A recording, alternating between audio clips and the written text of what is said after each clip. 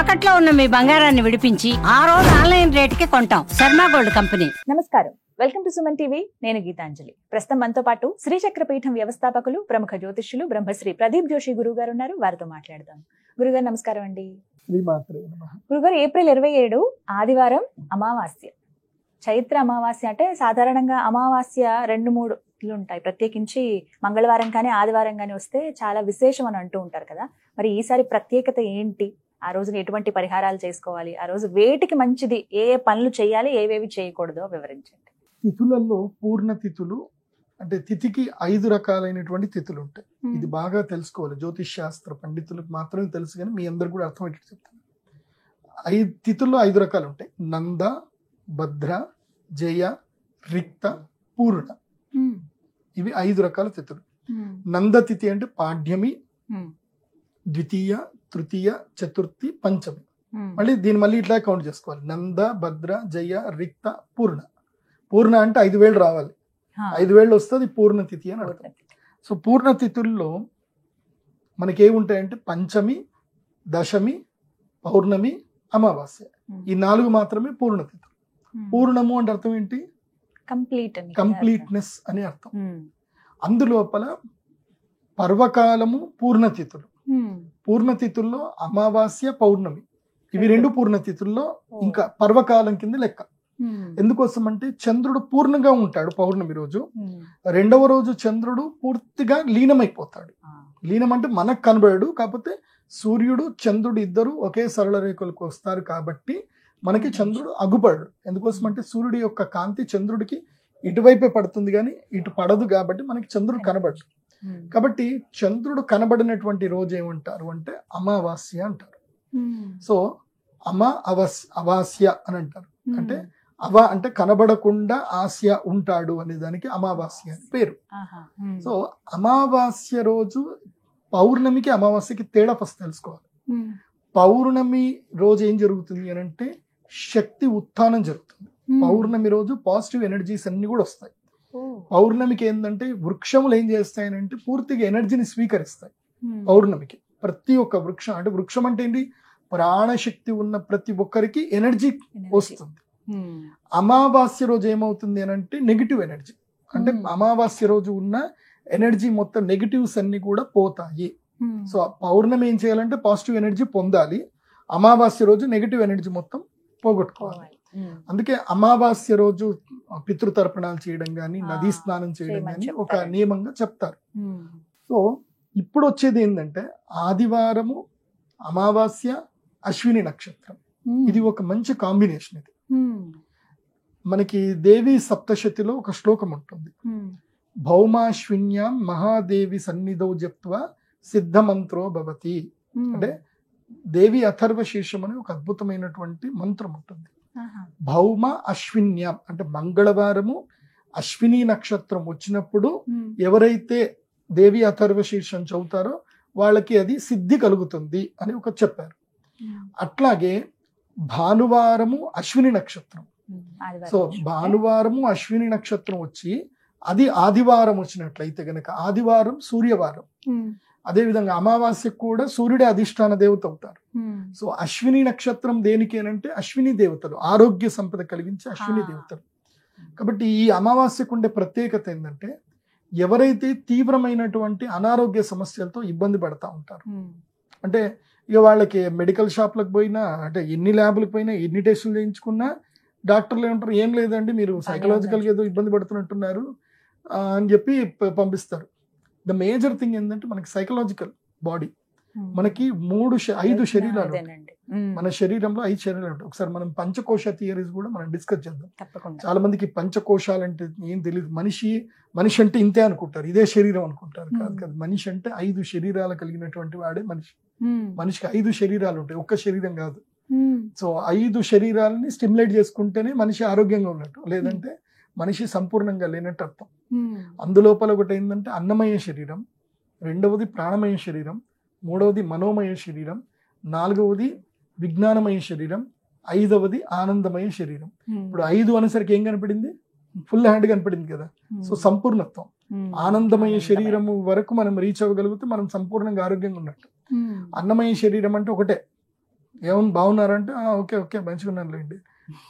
ప్రాణమయ శరీరం అంటే ఫిజియాలజికల్, అన్నమయ శరీరం అంటే అనటమికల్ స్ట్రక్చర్ మంచిగా ఉండాలి, అంటే శరీరంలో అన్ని అవయవాలు మంచిగా ఉండాలి, చక్కగా చూడడం, మాట్లాడడం, వినడము అన్ని పర్ఫెక్ట్గా ఉంటే అన్నమయ శరీరం బాగున్నట్టు. రెండవది ప్రాణమయ శరీరం, చక్కగా తిన్నది అరిగించుకుంటే బాగుంటే అది ప్రాణమయ శరీరం బాగున్నట్టు. ఎవరైనా పిలిస్తే పలకరించి సరిగ్గా ఆన్సర్ ఇస్తే వాళ్ళ ప్రాణమయ శరీరం మంచిగా ఉన్నట్టు. సో ఫిజియాలజికల్ బాడీ బాగుండాలి. మూడోది చాలా ఇంపార్టెంట్ ఏంటంటే సైకలాజికల్ బాడీ, మనోమయ శరీరం. మనం సైకలాజికల్ గా హ్యాపీగా లేకపోతే అదేమవుతుందంటే ఇటు అన్నమయ శరీరము ఇంబ్యాలెన్స్ అయిపోతుంది, ప్రాణమయ శరీరము ఇంబ్యాలెన్స్ అయిపోతుంది. అందుకోసం మనం సైకలాజికల్ గా ఫిట్ ఉంటేనే మనం అంతా బాగున్నట్టు. మానసికంగా బాగలేమనుకోండి ఏది నడవదు ఇంకా. ఎందుకోసం అంటే మనిషికి చాలా మంది గుండె ఒకటే అనుకుంటారు, మనిషికి 3 గుండెలు ఉంటాయి. 3 hearts are there. 3 రకాలైన ప్రాణశక్తి ఉంటుంది. ఒకటి మన బ్రెయిన్ చాలా ఇంపార్టెంట్, రెండవది హార్ట్ ఇంపార్టెంట్, మూడవది గట్ ఇంపార్టెంట్. సో ఈ బ్రెయిన్ లో ఏమైనా దిక్కుమాల ఆలోచన వచ్చినాయి అనుకోండి, ఆటోమేటిక్ గా గట్ డిస్టర్బ్ అవుతుంది, హార్ట్ బీట్ డిస్టర్బ్ అవుతుంది. సో గట్ ఒకవేళ డిస్టర్బ్ అయింది అనుకోండి, బ్రెయిన్ కూడా డిస్టర్బ్ అయిపోతుంది. ఈ మూడింటిని బాగా కాపాడుకోవాలి. అందుకే ఫిజియోలాజికల్ బాడీ బాగుండాలంటే సైకలాజికల్ బాడీ బాగుండాలి. సో ఇవన్నీ బాగా ఉంటే ఏం పర్లేదు, అమావాస్య రోజు ఏం చేయకండి. ఇవి బాగా లేదు అంటే అమావాస్య రోజు అమ్మవారికి ఒక శక్తి ఉంటుంది, దశమహావిద్యలో ఒక శక్తి ఉంటుంది. ఆ శక్తిని మనం ఆరాధన చేయాలి. అమావాస్య రోజు ఆరాధన చేయవలసినటువంటి కొన్ని శక్తులు ఉంటాయి. అందులోపల అత్యంత ప్రధానమైనటువంటి శక్తి బగళాముఖి శక్తి. బగళాముఖి ఆరాధన చేస్తే, ఇప్పుడు ఈ అన్నోన్ ఫ్యాక్టర్ అని చెప్పాను, అంటే హెల్త్ కి అన్నోన్ ఫ్యాక్టర్ అయితే రావాలి బగళాముఖి దగ్గరికి. ఎందుకోసం అంటే మనకు తెలియకుండానే చాలా కొన్ని ఉంటాయండి, ఇవి చాలా మంది నమ్మరు. కాకపోతే నేను నా అనుభవంలో నేను తెలుసుకున్నవి. నేను కూడా మొదలు పుస్తకాలు చదివినప్పుడు అలా ఇలాగుంటే ఇవన్నీ ఆడ జరుగుతాయి అని నమ్మేటువంటి కాదు. కానీ నేను నా సర్వీస్ లో ప్రాక్టికల్ గా నేను చూసి తెలుసుకున్నవి ఏంటంటే, మన యొక్క వస్త్రాలు ఉతకకుండా ఎవరికి ఇవ్వకూడదు. ఇస్తే మన మీద వాళ్ళు ప్రయోగం చేయొచ్చు. మన వస్త్రాలు, మన వెంట్రుకలు కూడా వేరే ఎవరికి కూడా వెళ్ళకూడదు. అందుకే పూర్వము ఇంట్లో కుంపటి రెగ్యులర్ గా ఒక మూలకు కుంపటి పెట్టేవాళ్ళు. స్త్రీలు దూసుకున్న తర్వాత తీసుకెళ్లి అది కుంపట్లో దాన్ని పాడేసేవాళ్ళు. ఇంకోటి ఏంటంటే మెన్స్ట్రువల్ సైకిల్ కి సంబంధించిన ప్యాడ్స్ కానీ తర్వాత క్లాత్స్ కానీ ఇవి కూడా బయట ఎక్కడ పడితే అక్కడ పాడేయకూడదు. ఒకవేళ మెన్స్ట్రువల్ సైకిల్ ప్యాడ్ ని గనక కుక్క వాసన చూసిన, పంది నాకిన, వాళ్ళకి భయంకరమైన దరిద్రం వస్తుంది వాళ్ళకి. కాబట్టి మెన్స్ట్రువల్ ప్యాడ్ షుడ్ బి దాన్ని కాల్చేయాలి, షుడ్ బి బర్న్. సో నిప్పు కణికల్లోనే కాల్చాలి, లేదంటే చిన్నగా ఏదైనా ఫైర్ ఎలిమెంట్ పెట్టి పెట్రోల్ పోసి అయినా కాల్చేసేయాలి దాన్ని. అవి అస్సలు మనకు వేరే వాళ్ళ చేతికి పడకుండా చూసుకోవాలి. ఎందుకోసం అంటే అది మంచిది కాదు, అది నెగిటివ్ ఇంపాక్ట్ చూపిస్తుంది. సో ఇంకోటి, మన ఇంట్లోకి ఎవరైనా వచ్చి, మన ఇంటి ఎదురుగ్గా కానీ మన గుమ్మం ఎదురుగా కానీ ఎవడైనా వచ్చి అమావాస్య రోజు కానీ ఆరుద్ర నక్షత్రం రోజు కానీ మేకు కొట్టి వెళ్ళారే అంటే, మన గుమ్మం ఎదురుగా మేకు కొట్టి వెళ్ళారంటే ఇంకా మన ఇంటికి కష్టం. ఇంకా మన ఇంట్లో ప్రతి ఒక్క రోజు ఎవడో ఒకడికి రోగం వస్తూనే ఉంటుంది. ఇంటి ముందు మేకు కొట్టకూడదు, అదొకటి ఉంటుంది. ఇంకోటి ఏంటంటే, ఈ అడవి పంది యొక్క వెంట్రుకలు ఉంటాయి. ఈ అడవి పంది వెంట్రుకలు తీసుకొచ్చి కొంతమంది ఇళ్లలో వేసేసి వెళ్ళిపోతారు, మనకు తెలియకుండా మన ఇళ్లలో వేసి వెళ్ళిపోతారు. అలా అవి ఇంట్లో పడ్డా మనకు అరిష్టమే. సో అందుకే పూర్వకాలము ఇళ్ళు ఎలా కట్టుకునే వాళ్ళు అంటే, ముందు ఒక ఇంటి లోపలికి రాకుండా ఒక పెద్ద గద్దె పెట్టుకునేవాడు. ఎవరైనా వస్తే అక్కడ బయట కూర్చోవాలి, బయటనే మాట్లాడిచ్చేసి బయటనే పంపించేసేయాలి. కేవలం మనకి ఆప్యాయత ఆత్మీయత బంధువులు ఉన్నోళ్ళు మాత్రమే వాళ్ళ ఇంట్లోకి రావడం, లేదంటే బయట వాళ్ళు ఎవరైనా వచ్చినా అక్కడ చూసుకొని అక్కడికే పంపించేసేయాలి.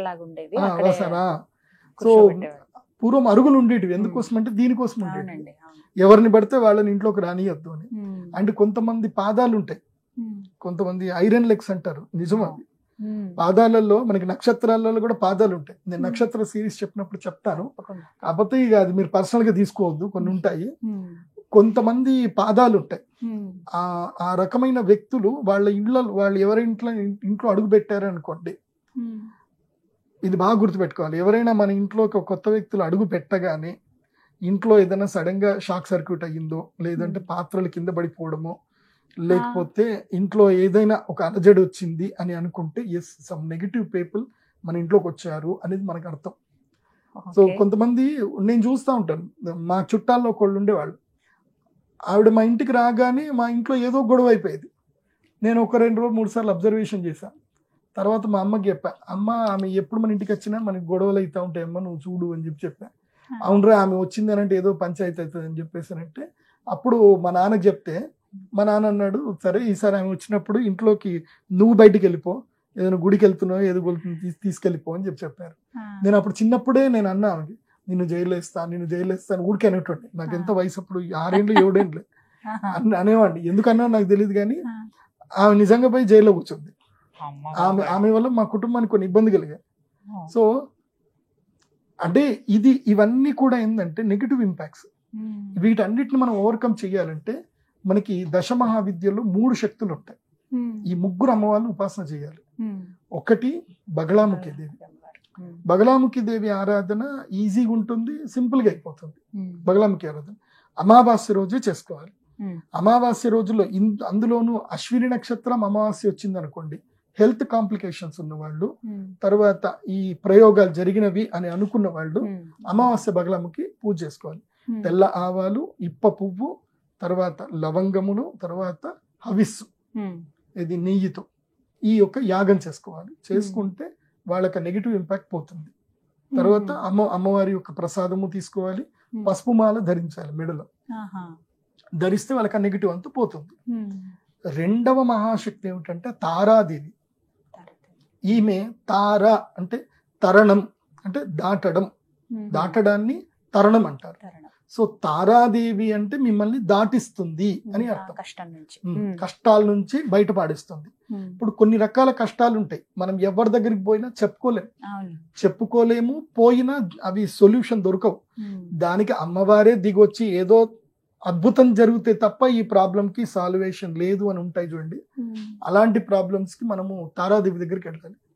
వెళ్తే అమ్మ సాల్వ్ చేసేస్తుంది. నాకు ప్రత్యక్ష అనుభవం.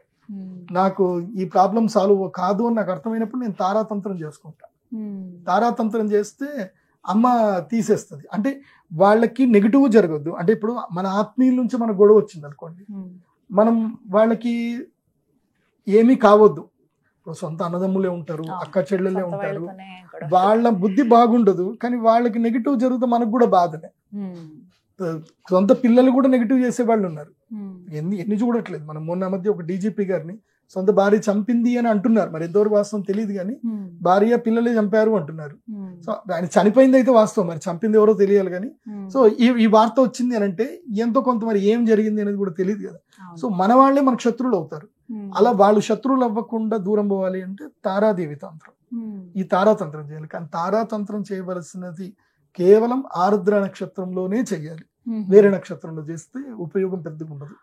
ఎక్కడ చేయాలండి ఇలాంటివి? దేవాలయంలోనే చేయాలి, సిద్ధుల దగ్గరనే చేయాలి.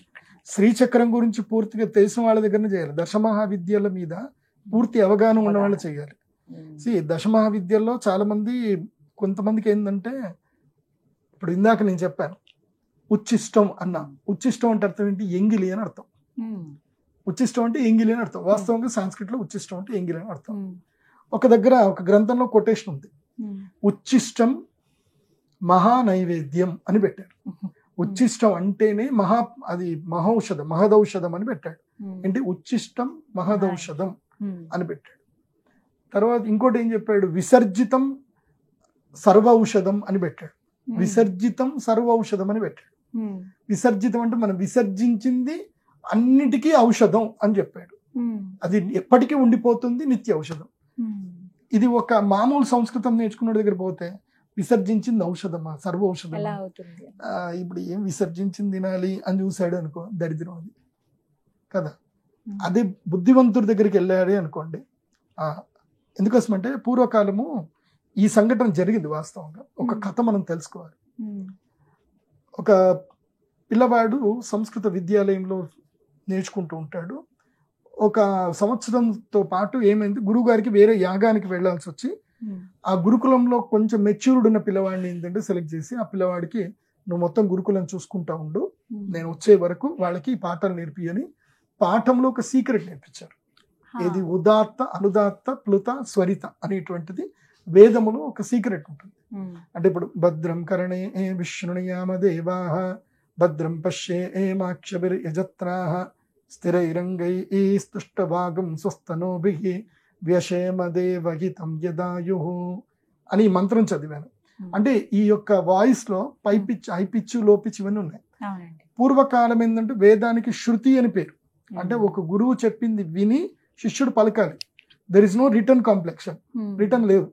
సో అప్పుడు ఆ గురువు ఏం చేశాడు, నేను సంవత్సరం పాటు లేకపోతే పిల్లలందరూ ఏం చదువుకుని ఉంటారు కాబట్టి ఆయన మంత్రాలన్నిటిని కూడా రిటర్న్ లో ఇచ్చి 2 సార్లు భద్రం కరణే అని 2 times అన్నారు. అంటే 2 లైన్లు పెట్టారు పైన.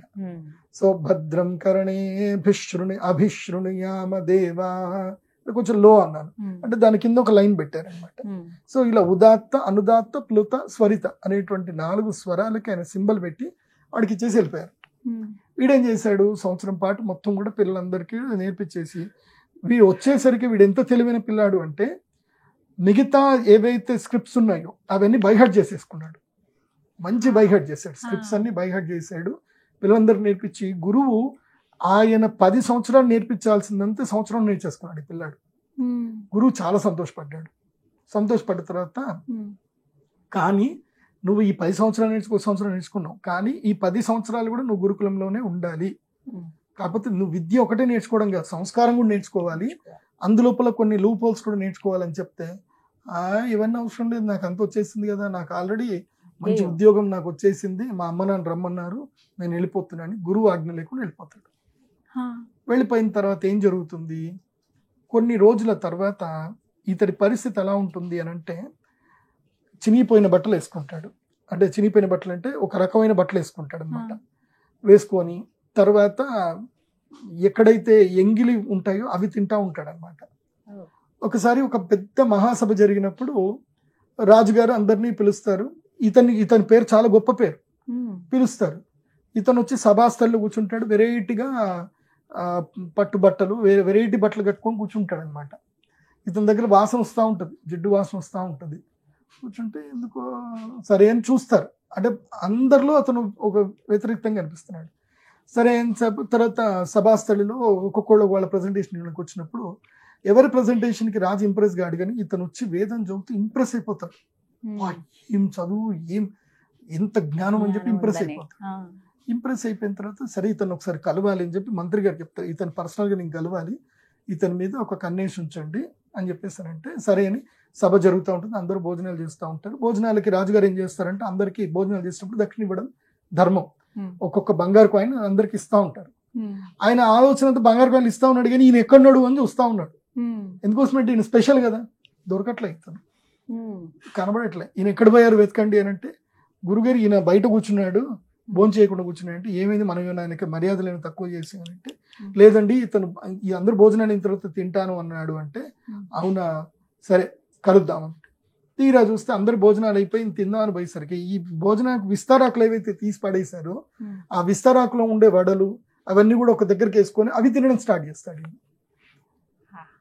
రాజుగారికి ఆశ్చర్యం అనిపిస్తుంది, ఏంటి ఇలా తినడం ఏంటి, మీరు ఎంగిల్ తినడం ఏంటి అని అంటే అప్పుడు అంటాడు, మీకు తెలీదా వేదంలో ఈ యొక్క స్మృతి ఉంది, మేము వేదరీత్యా నేను పాట అవుతున్నా, మీరు ఎవరు వేదం ఫాలో అవ్వట్లే అని చెప్పేసి అంటే అవునా వేదంలో ఇది ఉందా, ఏం చెప్పండి అని అంటే ఫస్ట్ ఏమంటాడు అంటే ఉచ్చిష్టం మహదౌషధం తెలుసా మీకు అని అంటాడు.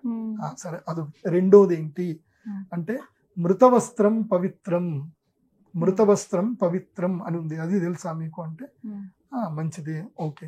మూడోది ఏంటి విసర్జితం సర్వౌషధం, 3 ఉన్నాయి.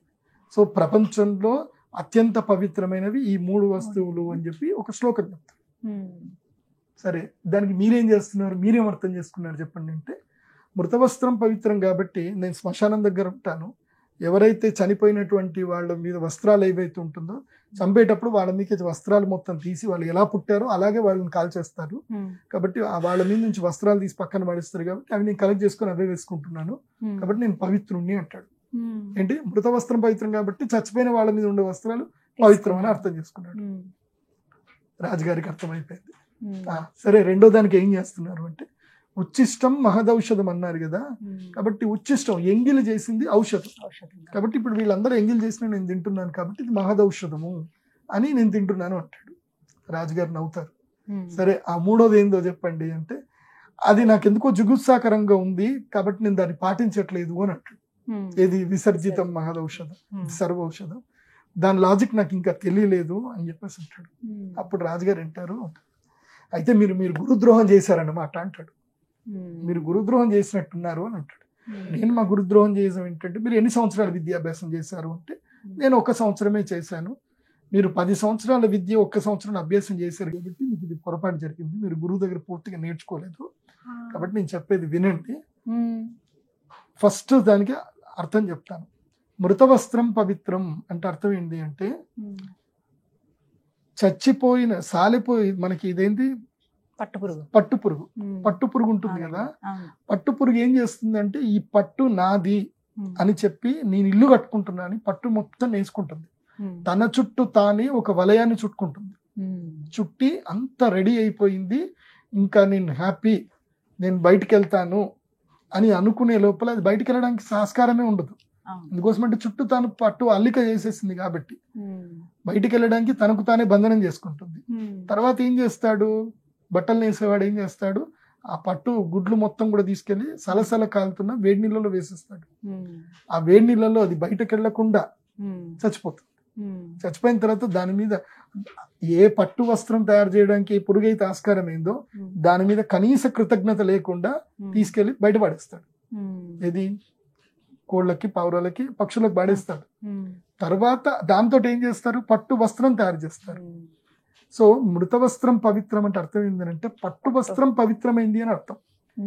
ఎందుకు పట్టు వస్త్రం పెట్టారు అంటే, నువ్వు పట్టు వస్త్రము దైవారాధనప్పుడు నువ్వు కట్టుకుంటావు.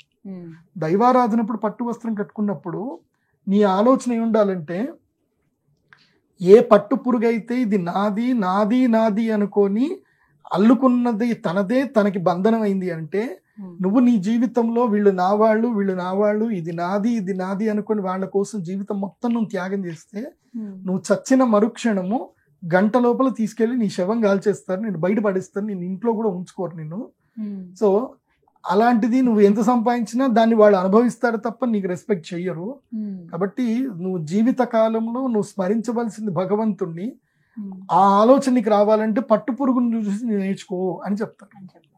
సో మృత వస్త్రం పవిత్రం అంటే అర్థం ఇదిరా నాయన, చచ్చిపోయిన శవాల మీద తీసుకుంది కాదు అనేసరికి మనోడు కళ్ళలో నీళ్ళు వచ్చేస్తాయి. రెండోది కూడా చెప్తాడు రాజు, ఉచ్చిష్టం మహదౌషధం అన్నావు కదా. ఉచ్చిష్టం అంటే ఆవు దూడ పాలు తాగగా వదిలిన పొదుగు నుంచి స్వీకరించిన పాలు ఏవైతే ఉన్నాయో అవి ఔషధం. నువ్వు డైరెక్ట్ గా మొదలే వెళ్ళి నువ్వు పాలు తీసుకున్నావు అనుకో, ఆవు దుఃఖపడుతుంది. దుఃఖపడినప్పుడు ఏంటంటే ఆ పాలల్లో విషం కూడా వచ్చేస్తుంది.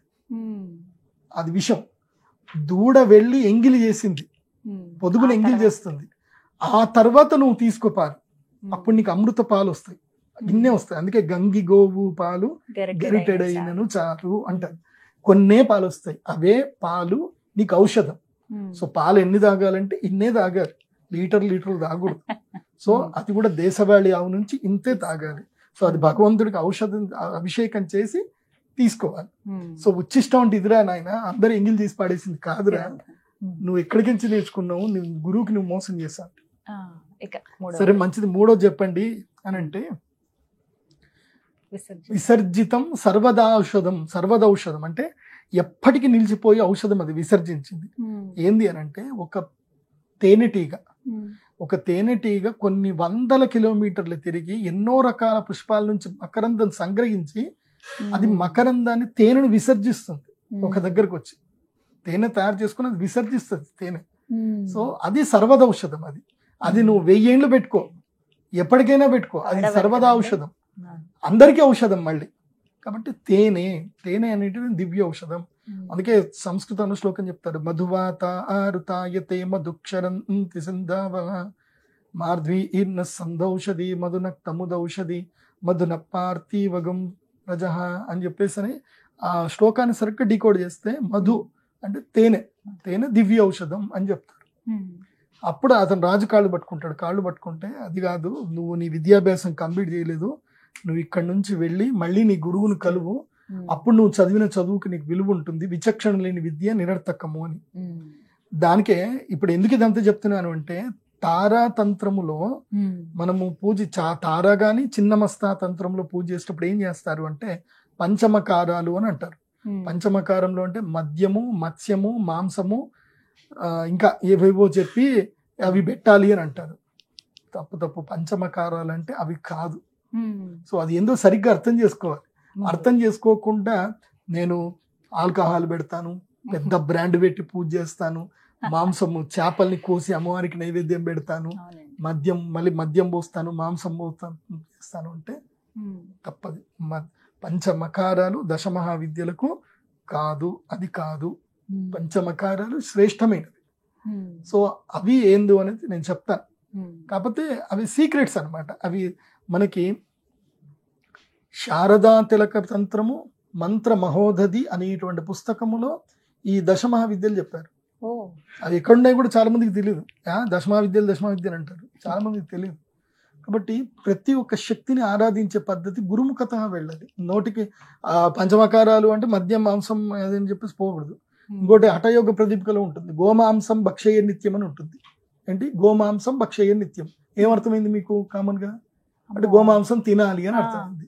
యాక్చువల్లీ డీకోడ్ చేస్తే దాన్ని ఏంటంటే గో అంటే నాలుక మీద ప్రసరించిన దాన్నే మనం తినాలి తప్ప నాలుకను ముట్టకుండా ఇది తినకూడదు అని అర్థం. సో గోమాంసం భక్షయ నిత్యం అంటే అది ఒక సుషుమ్నా క్రియ అని ఒకటి ఉంటుంది అనమాట. ఆ క్రియలో ఏంటంటే మన నాలుకని మడతేసి పైనుంచి పీనల్ కాట్కి రీచ్ అయ్యే ఒక పద్ధతి ఉంటుంది. ఆ పద్ధతికి ఏంటంటే ఒక క్రియ చెప్తారు. నేను అది మర్చిపోయాను. నేను అదొక క్రియ చెప్తారు. అది హఠయోగ ప్రదీపికలో గరుడ సంహితలో ఉంటుంది. ఆ క్రియ కోసమని గోమాంసం భక్షయ నిత్యం అని చెప్పారు. దాన్ని చాలా మంది దుర్మార్గులు వాళ్ళకి అనుకూలంగా చేసేసుకున్నారు. అలా చేయకూడదు. అందుకే ఈ అమావాస్య రోజు అయితే బగలాముఖి సాధన చేయండి. లేదంటే ఆరుద్ర నక్షత్రం, ఇప్పుడు అశ్విని నక్షత్రం వచ్చింది కాబట్టి అశ్విని నక్షత్రం కూడా మంచిదే, తారా సాధన చేయండి. ఏది ఏమైనా సమస్యల నుంచి ఓవర్కమ్ చేయాలంటే. లేదంటే చిన్నమస్తా చేయాలి. చిన్నమస్తా అమ్మవారు ఇంకా మహాశక్తి. అంటే పెద్ద అమ్మవారు తన తలని తాను తీసుకొని ఇద్దరికి ఇస్తుంది. అది ఏంటంటే అది మనకి అది ఏమో మన తల అనుకుంటారు కాదు. అది దాంట్లో ఉన్న వాస్తవమైన శక్తి ఏమిటంటే ఇడా, పింగళ, సుషుమ్నా శక్తులు. అవి 3 శక్తులు. మన శరీరంలో 3 శక్తులు ఉంటాయి. ఇడా నాడి, పింగళ నాడి, సుషుమ్నా నాడి అని. సుషుమ్నా నాడి ద్వారానే చేతన పొందినటువంటి ఇడా, పింగళ నాడులు ఉంటాయి.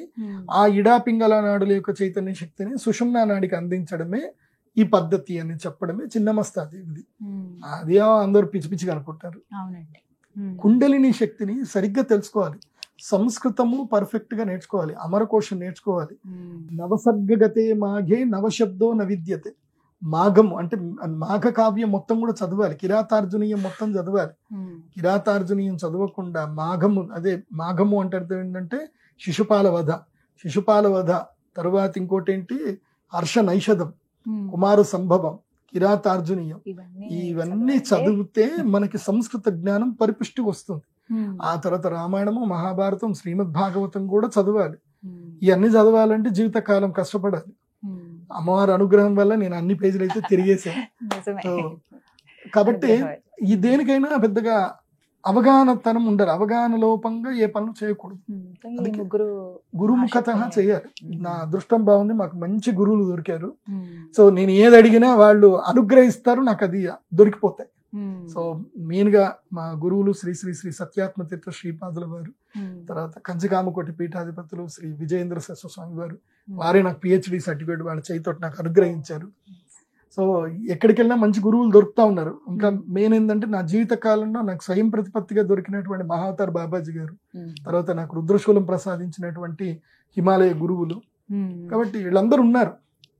ఈ మధ్య నాకు ఎవరో ఒక క్లయింట్ ఫోన్ చేసి, గురూజీ మీరు నాకు కల్లోకి వచ్చారు గురూజీ అని చెప్పేసారంటే నాకు నవ్వు వచ్చింది. తర్వాత మా గురూజీని అడిగాను, నేను కల్లోకి వెళ్ళడం ఏంటి అంటే, వాడు నిన్ను గురువుగా భావిస్తున్నాడు కాబట్టి నువ్వు ఏ గురువునైతే సన్నిధానం చేస్తున్నావో మహావతార్ బాబాజీ గారు నీ రూపంలో వెళ్ళి అతనికి అనుగ్రహం చేస్తున్నారు. కాబట్టి నువ్వు వెళ్ళాననుకుంటే నీకు అహంకారం వస్తుంది. నువ్వు వెళ్ళానని నువ్వు అనుకోకు. నువ్వు నీ గురువుని ధ్యానం చేస్తున్నావు. ఇప్పుడు అందరికీ ఒకే గురువు ఎవరు అంటే దక్షిణామూర్తి, ఆయన్నే గురువు. మనం గురువులం అనుకుంటే మన మూర్ఖత్వం. అంటే మన ద్వారా ఆయన కనెక్ట్ అయ్యాడు, అందరికి కనెక్ట్ అవుతున్నారు. ఇప్పుడు నా ద్వారా మీరు ఎవరు కనెక్ట్ అయినా అల్టిమేట్ గా నేను కూడా నా ద్వారా మీరు కనెక్ట్ అయ్యేది ఏంటంటే అదే. ఇప్పుడు దారంకి ముడి వేసుకుంటూ వెళితే ఈ ముడి గొప్పది అనుకుంటే మూర్ఖత్వం. దారం ఎక్కడుందో, మూలం ఎక్కడుందో ఆయన గొప్ప. కాబట్టి దక్షిణామూర్తి స్వామి వారి యొక్క అనుగ్రహం. అందుకే అమావాస్య ఎవరు మిస్ చేసుకోకండి. అమావాస్య రోజు తర్పణాలు చేయాలి, ధ్యానం చేసుకోవాలి, బగలాముఖి సాధన చేయాలి. తప్పకుండా అమావాస్య రోజు తలస్నానం 100% చేయాలి. చేస్తే అరిష్టాలని దూరం అవుతాయి. చెయ్యకూడని అంటూ ఉన్నాయండి ఆ రోజు, అస్సలు ఈ పనులు మాత్రం చేయొద్దు అమావాస్యకి అని. అమావాస్య రోజు పిల్లలు కనడానికి ప్రయత్నాలు చేయకూడదు. అమావాస్య మాంసం తినకూడదు. అండ్ అమావాస్య రోజు 2 పూటల అన్నం తినకూడదు. అమావాస్య రోజు రక్తం ముట్టకూడదు, రక్తం చూడకూడదు, అంటే ఇంకా మాంసాహారం నిషిద్ధం చేయకూడదు. ఇవన్నీ అమావాస్య రోజు తప్పకుండా పాటించాలి. అమావాస్య రోజు స్త్రీ సంగమం చేయకూడదు, స్త్రీ గాని పురుషుడు గాని కలవకూడదు. సో ఇలాంటి కొన్ని ఉంటాయి. అండ్ అమావాస్య రోజు ఏవి కూడా నూతనమైన ఆహార పదార్థాలని ఏది కూడా స్టార్ట్ చేయకూడదు, బిగినింగ్ చేయకూడదు. ఏది మన వరకు, ద్రవిడ దేశం వరకు కాదు. ద్రవిడ దేశం వేరు, అది రావణ పాలిత దేశం కాబట్టి తమిళనాడుకి ఇవన్నీ కూడా రివర్స్. పౌర్ణమి ఇవన్నీ కూడా పౌర్ణమి చేయకూడదు, ఇవన్నీ అమావాస్య రోజు చేయొచ్చు. ఇది ద్రవిడ దేశానికి, శ్రీలంక, తమిళనాడు. కానీ మనకి మాత్రం పౌర్ణమి లెక్క కాబట్టి అమావాస్యకి ఇలా ప్రారంభించేవేవి చేయొద్దు అంటారు. అమావాస్యని చైత్ర అమావాస్య మొట్టమొదటిది ఈ సంవత్సరంలో. చైత్ర అమావాస్య ఆరోగ్యం గురించి. ఇప్పుడు వస్తున్న అశ్విని నక్షత్రం. నేను ఇవి చెప్తున్నది ఏంటంటే కంటెంట్ అంతా కూడా అన్ని అమావాస్యలకి ఇది అప్లికేబుల్. బాగా గుర్తుపెట్టుకోండి. ఇప్పటిదాకా ఎందుకు చెప్పాను అంటే అమావాస్య వస్తే మన నెగిటివ్స్ అని పోగొట్టుకోవడానికి మనం పరిహారం చేసుకోవాలి. పౌర్ణమి వస్తే పాజిటివ్ ఎనర్జీ పోవడానికి పరిహారం చేసుకోవాలి. ధన్యవాదాలు గురుగారు, చక్కగా వివరించారు. నమస్తే.